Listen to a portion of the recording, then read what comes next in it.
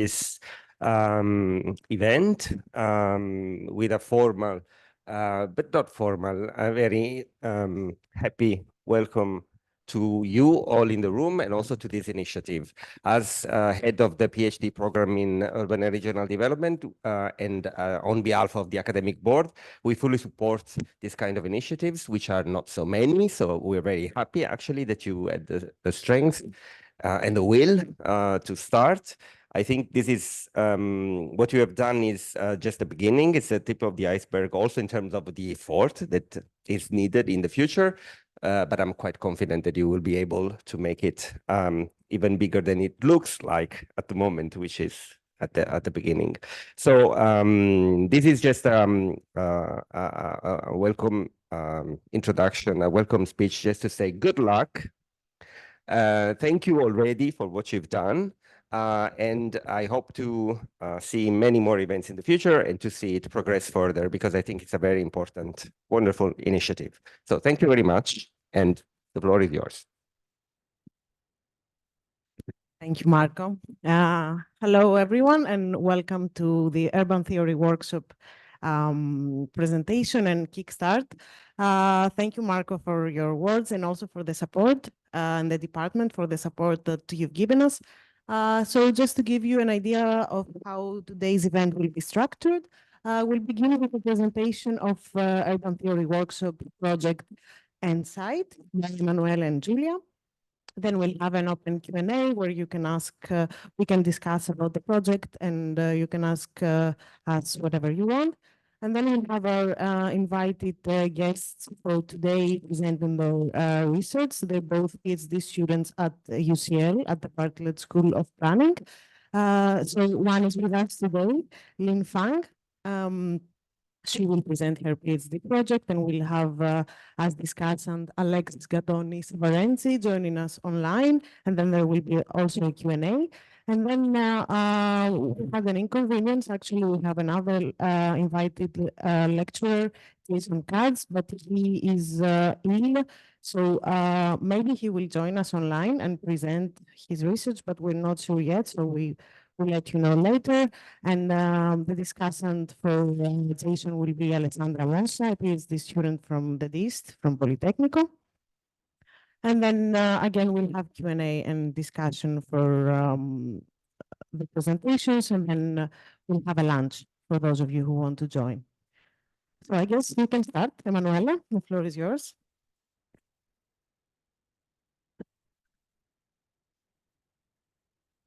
All right.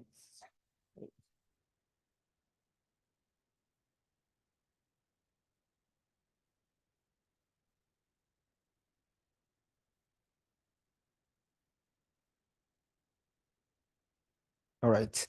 So thank you again. I won't dwell too much on the introduction of today's event, but I will just focus on what the project is about. So the presentation is very short. We prefer to keep it like within 15 minutes in order to have more time to also address any questions, should you have any.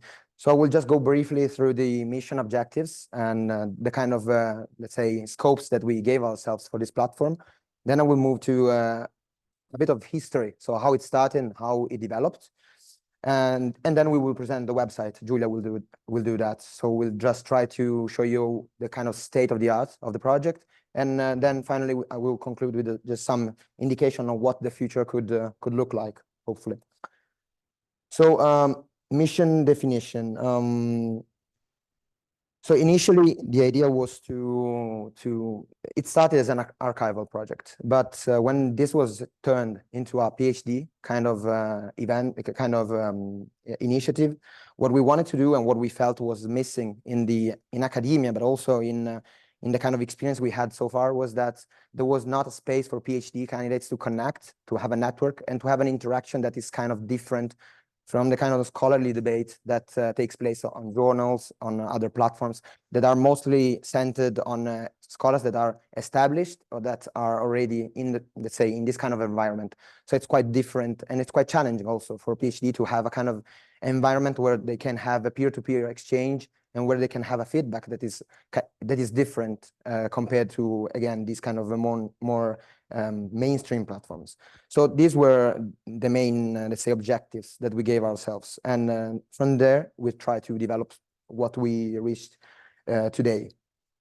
So the structure of the project initially was just on the archival part, so the one that you see there. And the idea was just to collect contributions from PhD and master students, or what we define as young, early career scholars.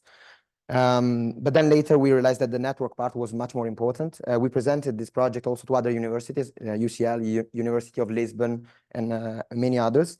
And the feedback we received was that the network part was much more interesting for PhD students compared to the archival part, for different reasons. For starters, PhD students tend to try to publish what they do, which is, of course, normal.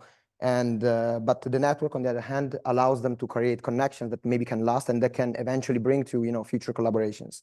The archival part, on the other hand, is more useful for master students whose work often is just archival and it's not exposed. It doesn't find any place where it can find people that can read. So in a way, this kind of a double direction allowed us to create a space that was good both for master students and PhD candidates. So briefly about the history of the project. So as I mentioned, the initial idea was it was born as an archival project. Specifically, it was an archive for some of the urban studies courses that are held here in Turin. Specifically, one of Francesca Governa, and then others like Marco Sant'Angelo, and so on. But then it evolved in the way that I described. And from there, the project was taken over by Caterina, Giulia, Joanna, Francesco, and myself. So I will present, let's say, our profiles very briefly later. But so we took over and we tried to give it the direction that we explained just earlier. So for whom? So who do we want this platform to reach out to?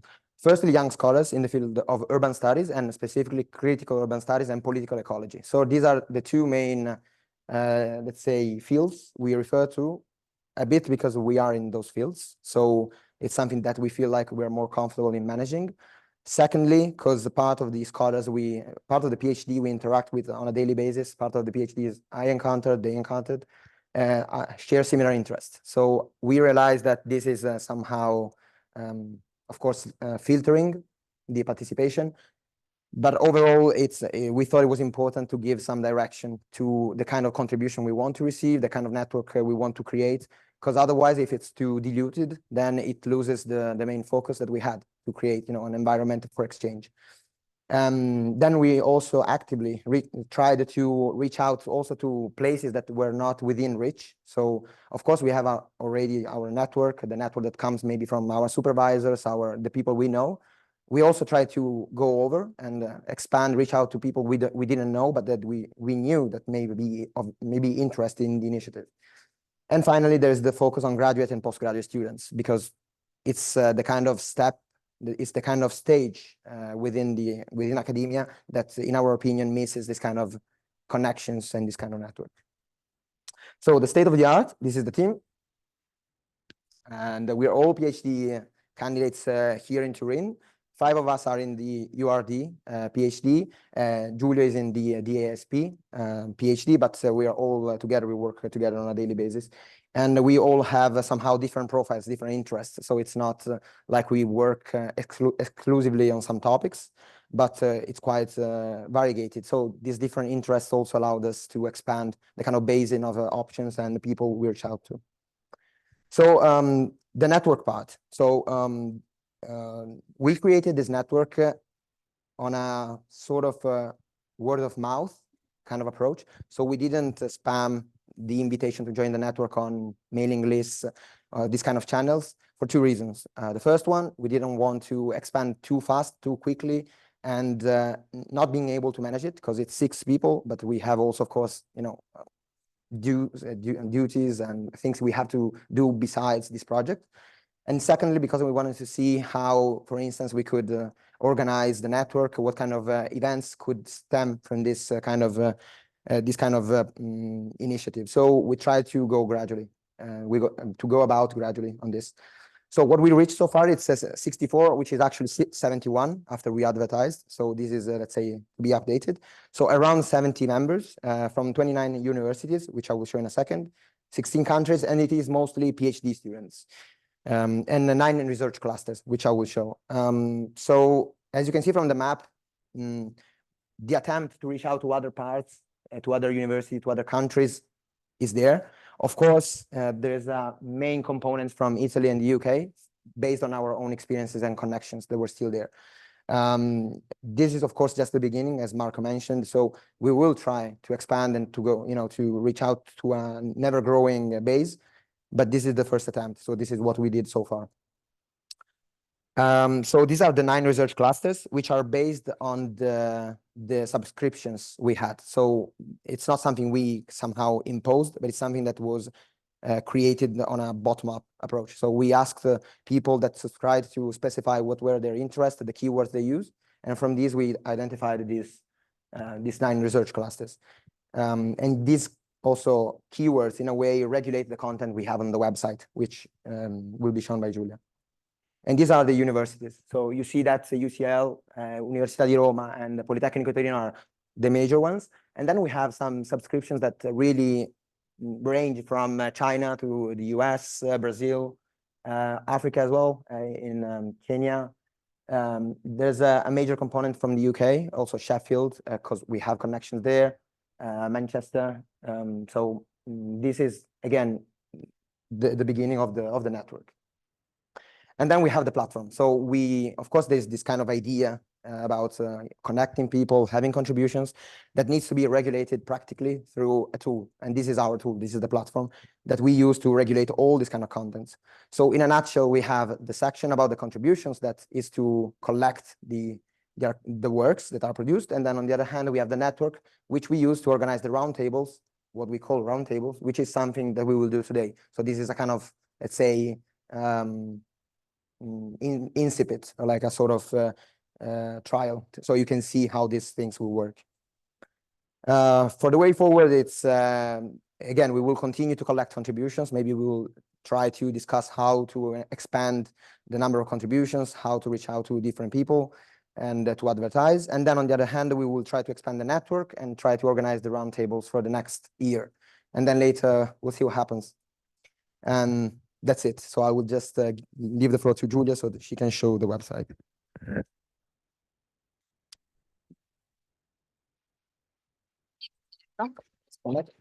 Più bassa.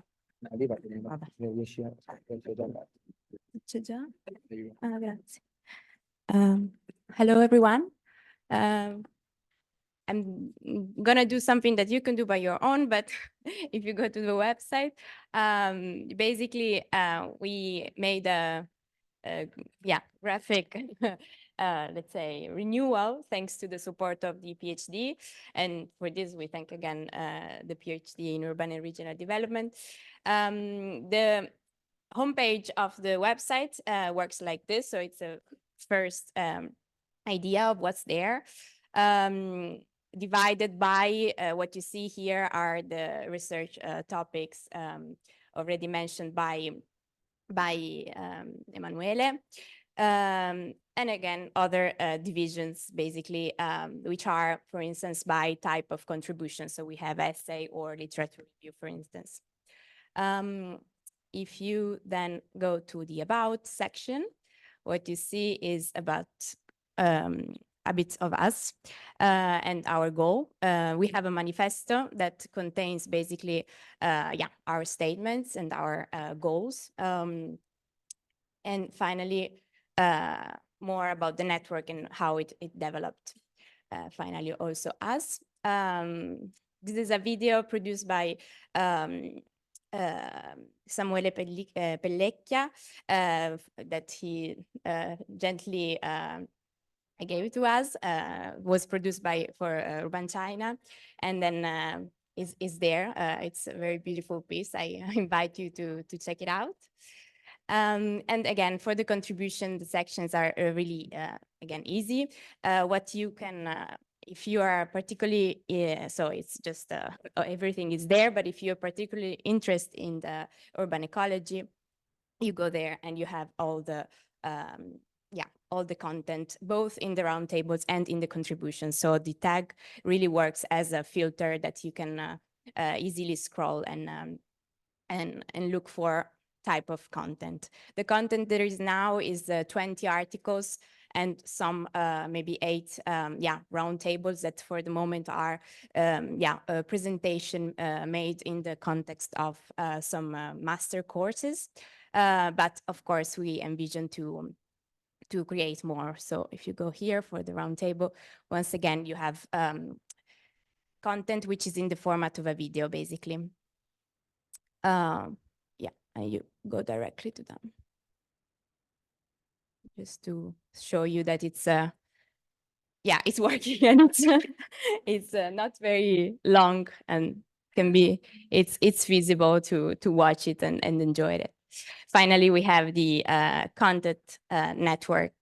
And so you have both the guidelines for the contribution. So if you want to send us the contribution, what you can do is actually follow some guidelines that we created. And once again, here you have the button of join the network, which I hope gives to the